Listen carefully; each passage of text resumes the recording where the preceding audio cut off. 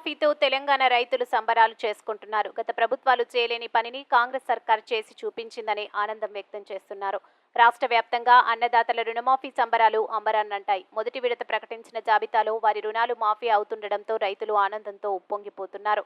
పంట పొలాల్లోనే cake cut చేసుకుని మిఠాయిలు పంచుకున్నారు. ముఖ్యమంత్రి రేవంత్ రెడ్డికి కృతజ్ఞతలు తెలుపుతూ సంబరాలు జరుపుకుంటున్నారు. తెలంగాణ రాష్ట్ర ప్రభుత్వం రైతుల రుణమాఫీ మొదటి లిస్టు ప్రకటించడంతో ఉమ్మడి వరంగల్ జిల్లా వ్యాప్తంగా రైతులు ఆనందంతో ఉప్పొంగిపోయారు. సీఎం రేవంత్ రెడ్డికి కృతజ్ఞతలు తెలుపుతూ వినూత్న రీతిలో సంబరాలు జరుపుకుంటున్నారు.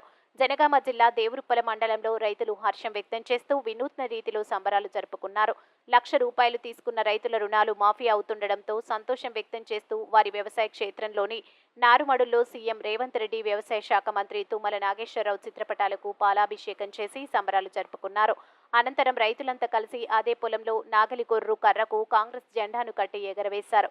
పంట పొలాల్లో చుట్టుపక్కల రైతులంతా కలిసి కేక్ కట్ చేసి సంబరాలు జరుపుకున్నారు. రుణమాఫీ అవుతున్న ఆనందంతో కేరింతలు కొడుతూ పశువులకు తిలకందిద్ది ఒకరికొకరు అలై బలై చేసుకుంటూ మిఠాయిలు పంచుకున్నారు.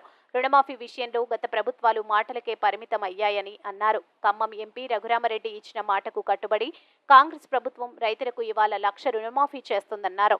అటు దేవరుప్పల మండలంలో పంట పొలాల్లోనే కేక్ కట్ చేశారు రైతులు. గ్రామాన ఇదే రీతిలో కాంగ్రెస్ శ్రేణుల ఆధ్వర్యంలోనూ వేడుకలు గ్రాండ్గా జరగనున్నాయి.